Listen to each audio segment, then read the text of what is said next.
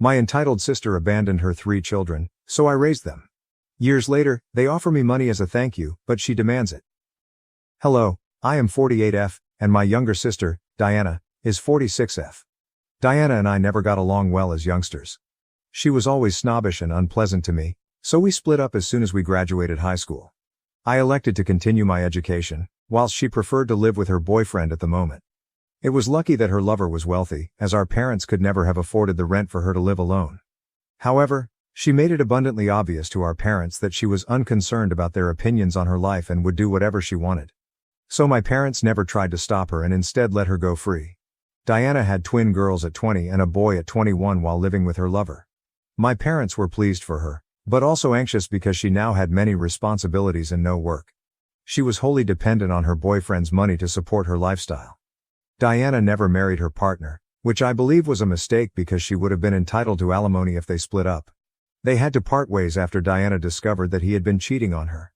Thankfully, he provided the child support she was entitled to, but he chose not to be a father and signed away his parental rights. The girls were 3 years old at the time, but my nephew was only 2. After that, my sister was fully on her own and required all of the assistance she could get to maintain herself. Despite our sour relationship, I chose to assist her, primarily owing to pressure from our parents. At the time, I made a respectable living, but it wasn't enough to sustain all 4 of them. However, my parents and I gave a tiny bit of money each month, and they were able to make ends meet. She struggled for the first several months because she lacked a degree and work experience. She had to start at the bottom and work her way up, which forced her to dedicate a significant amount of time to her employment in order to grow rapidly. But this was difficult because she also had to consider her children, and she couldn't simply leave them at home. Hiring a babysitter was a possibility, but it was prohibitively expensive, so she was forced to rely on me or her friends. Our parents were also working and contributing financially to aid her, so they were unable to stay at home with the children. I was in the same predicament. She didn't have any friends who would take on the duty of minding her children while she worked because they all had their own lives and occupations. As a result, she was limited to minimum wage positions that allowed her to work flexible hours and return home quickly. This allowed her to avoid paying the babysitter to stay with her children for an extended period of time, which would have been prohibitively expensive. This condition persisted for a few years, and I believe Diana began to despise her own children because she saw them as hurdles to her success. She said that they were the only things preventing her from moving forward. I would pay her a visit on occasion, not for her sake, but for the sake of the children, to make sure they were doing well. I didn't have a nice connection with her, but I wasn't ruthless enough to let innocent children suffer because of their mother's poor decisions. So my parents and I would check on the kids on a regular basis. They were always complaining about Diana's mistreatment of them. She would chastise them for minor infractions and strike out at them simply for being children and trying to have fun. It was a dreadful existence for all of them, and I hoped I could help them by removing them from that place and keeping them with me, but I couldn't because she was the rightful parent and I had no legal authority over them. Furthermore, she received child support from her ex and was doing her best to make ends meet. I felt awful for her, but even worse for the kids. Diana started seeing other men, which made things considerably worse. Every time a relationship failed, she blamed her children. She was convinced that once her partners discovered she was a mother of 3, they would abandon their relationship with her. I believe it was because she never mentioned her children during the early stages of dating, only bringing it up after a month or 2, which appeared dishonest. I tried several times to explain this to her, but she was convinced that she was being rejected because she had children. She kept teasing them about it, reminding them of how their father had abandoned her and threatening to leave them as well if they didn't behave. The children were scared of her, and their childhood was defined by their mother's narcissism. This continued for years. Several times, I considered taking the kids and fleeing with them, but I couldn't. I could not petition for custody or denounce her because, while her actions were wrong, they did not justify taking the children away from her. So the scenario remained, and the kids were simply grateful to have me in their life. My parents were too elderly to be their pals, but I was always there for them when they needed it. They could never tell their mother about their issues, but they could always go to their aunt, which they did. Whenever they had problems with school, academics, or even Diana, they would come to me, and I appreciated their trust. It's no surprise that when they turned 18, they decided to leave their mother's house and move in with me instead. Now that they were no longer children, they could select where and with whom to live, and they chose me. Diana was clearly dissatisfied and had a lot to say. She stated she had squandered 18 years of her life raising these children, only for them to abandon her in the end. She was really unpleasant about it, telling me that if I had wanted to raise her children so badly, I should have stepped in sooner rather than taking over after the work was basically done. I wanted to tell her that she hadn't actually raised them. They had basically raised themselves because she was usually at work or out on dates with guys who eventually dumped her after discovering she had 3 children. She had no idea what her priorities should be, and it was clear why things turned out as they did. The children selected the person who had genuinely been there for them over the person who had always tortured and reprimanded them since she couldn't find anyone and was miserable in her life. It was evident that she had no idea she was harming them because she was suffering herself. However, I did not want to rub it in her face because I knew it must have been unpleasant for her, which is why she was lashing out at me. So I kept my mouth shut and that was it. After that, we didn't really communicate. Her children opted to leave her and live with me. Diana also chose to cut ties with all of us and cease speaking to anyone, including our parents. This was weird because they had done nothing to deserve it. I believe the fact that they hadn't chosen her side against me when my nieces and nephew opted to live with me irritated her, so she cut them off as well. It's been 7 years, and they're all doing well now. I don't know what Diana has been up to, but I know her children are doing well. My nephew attended medical school and is now a pediatrician. One of my nieces has a degree in literature and is now a teacher, and her twin sister has a hair shop. I assisted all of them in obtaining business loans and financed them to the best of my ability. I'm very proud of them because they've gone a long way from their previous home. They are now living apart. They only stayed with me for 4 years, and even then, it wasn't really like they were living with me because they were generally away at college and only came back on occasion. I believe they didn't want to return to Diana's home, where they didn't feel wanted. It's been 2 years since they all moved out, and I'm very thrilled for them. I never expected anything in return for what I did because I truly believed it was the right thing to do. They were just kids, and no matter how bad things were between me and my sister, I could never be callous to them. I've always had a soft spot for them, especially since I've never had kids or married. It wasn't my cup of tea, but for them, I wanted to be there as a parental figure because their father wasn't around, and, well, we all know who Diana was. They needed someone, and my parents were too old for the position, so I stepped forward. That is all I did. I never anticipated anything in return, but I am grateful that they are the type of children who think I deserve a gift of appreciation for what I done. Even though I don't believe it was something that required compensation, I appreciated their gesture. About a week ago, I celebrated my 48th birthday with my friends and family, including my nieces and nephew. I had a great time, and my nephew was kind enough to organize everything for me. Despite my desire to pay for everything, he insisted on covering the costs because he is now earning enough money to do things for me and display his appreciation. After the party, the 3 of them sat me down to talk. They told me that now that they were all financially established, they wanted to express their gratitude by collectively writing me a check. I tried to explain that it was unnecessary because I was still working and could support myself, but they insisted. They claimed it wasn't about repaying a debt. They could never repay me for what I had done for them since it wasn't about money. It was about the encouragement and faith I had provided them, which they could never fully repay. This was their humble attempt to show their appreciation. I was deeply moved by their genuine act and wanted to share it on social media. I just wanted to thank them for everything they were doing for me. My sister and I hadn't spoken in years, so I didn't think she would care. I was blocked on every platform, and I assumed she wouldn't see it, so I felt it was fine.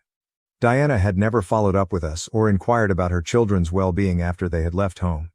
Granted, it was they who broke up with her first and moved in with me, but that was her fault. The least she could have done was show interest in their lives and try to be a mother figure to them in order to make one for her faults. But, to be honest, she didn't seem to care about the loss of communication, so I figured she was all right. Anyway, following that post, I received a reply from her a few days ago. I wasn't expecting it because, as I indicated, we hadn't spoken in 6 years. However, I should have predicted that as soon as she realized her children were financially secure, she would start sniffing around like a bloodhound, trying to figure out how much money she could obtain from them. In her reply, she stated that she had seen my post and wanted to talk about her children. She recognized that she had made mistakes in the past and had not been a good mother to kids, but she felt compelled to give herself another shot. She claimed she had missed them a lot over the previous 6 years. I'm not sure how much truth there is in that statement because if she truly missed them, she could have contacted me at least once. She asked me to speak with her children and help bridge the gap between them, as they respond well to me. The timing was strange, so I ignored her message. However, when I failed to react, she called me in the evening, and I snapped. She insisted that I assist her in reconnecting with her children, but I refused. I was quite aware that she was merely pursuing their money, not because she truly cared about their well-being. If she truly regretted what she had done, she would have contacted them directly rather than talking to me. She couldn't let go of her pride and ego for a single second. She still expected her children to contact her, despite the fact that she was the one who had made a mistake. It was amazing how entitled she was. She tried to dispute with me, arguing that she wasn't pursuing their money and that it was offensive for me to suggest so. I assured her that I was not implying anything. It was so obvious. I felt appalled and repulsed by what she was doing. She then accused me of stealing everything from her, claiming that I had already stolen her children and was now stealing her riches. I informed her that I didn't need the money and was originally hesitant to accept the check, but now I was going to take it all because she didn't deserve it. Now she's crying on social media, telling everyone what I said and attempting to make me seem bad. Some of my relatives say I went too far with what I said, that I'm greedy, and that I owe her an apology, which is absurd. That is why I am here to inquire if I'm in the wrong for telling my sister that she does not deserve the money that her children have decided to give me. Update. As some responses advised, I recounted the situation with my nephews and nieces. They informed me they had heard about it from a few of relatives and had considered speaking with me but had not had the time. However, after I called them over and discussed it with them, they informed me that they believed I did the correct thing. My nephew was open about his views, stating that he had never considered of his mother as a maternal figure throughout his life. He always blamed me because she had never been there for him, and my niece agreed. He'd always been the most outspoken of the group, so it was predictable that this was all coming from him. My nieces were too emotional to speak, but he was quite angry and upset. He explained that Diana only spoke to me since she had never done the basic minimum for them. This was despite the fact that she was receiving child support from their father, and even then, she would humiliate them and make them feel horrible for merely existing, which was not their fault. They believe I did the right thing and have informed me that they will not contact their mother, regardless of what happens. They also believe that I should stand up for myself and explain my side of the story online now that Diana has decided to speak negatively about me on social media.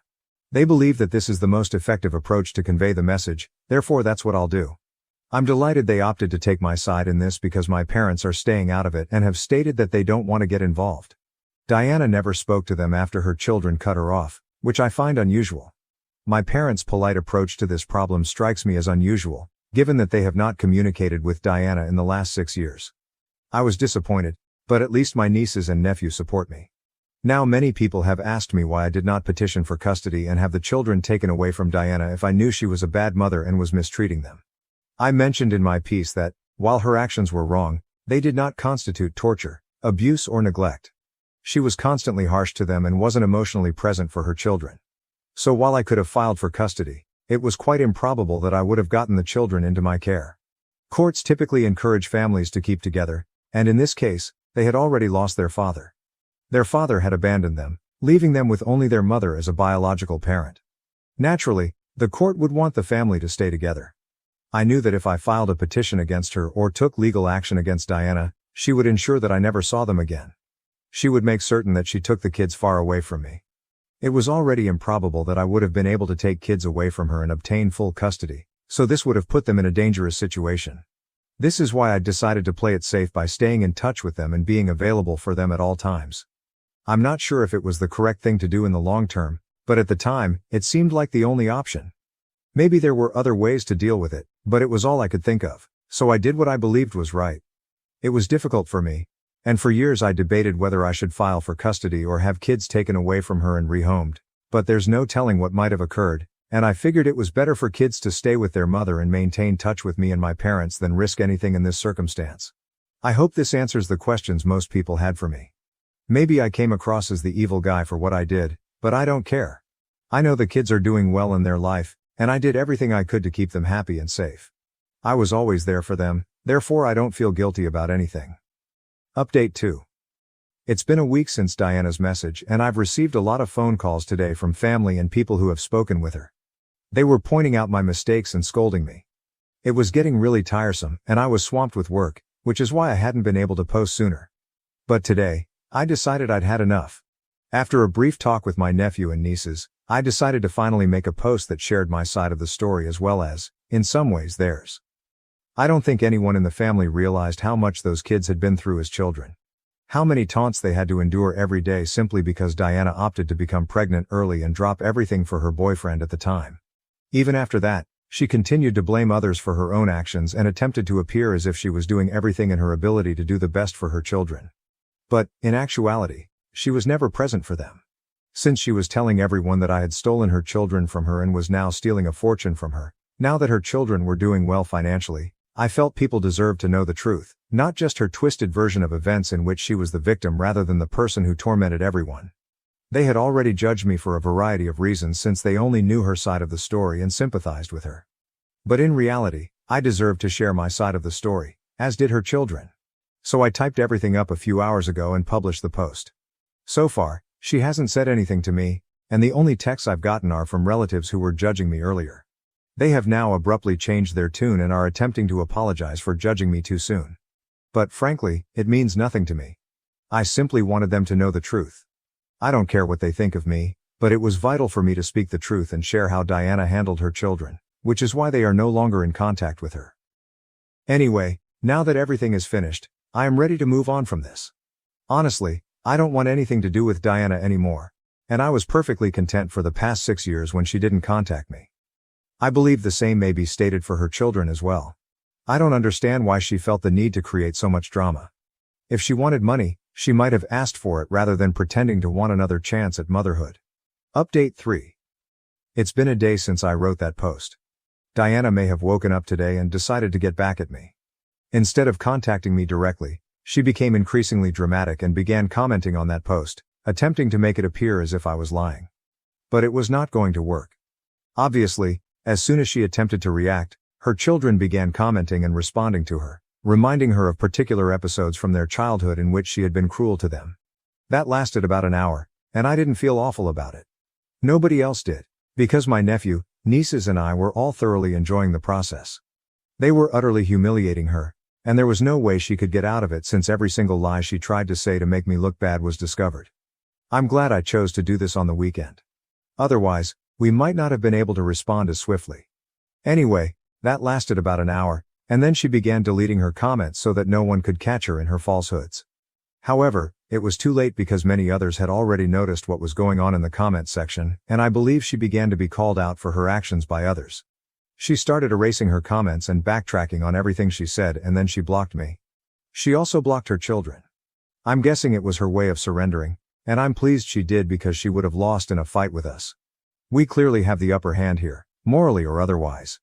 I believed deleting the comments would be the end of our connection, but she chose to contact me personally as well. She messaged me, saying she hoped I was happy now that I had presented her as the monster and everyone hated her. It was very ironic coming from her, because that was exactly what she was attempting to do to me first. She initiated it, and now when I wanted to return it to her, she is unable to accept it. I don't understand why individuals attempt to dish it out when they know they can't take it in return. Just don't cause any drama if you don't want to be held accountable for the results. Anyway, I disregarded that message, and that's what we're all going to do for the rest of our lives because she's no longer worth our attention. She has proven it. Thanks for watching. Don't forget to subscribe.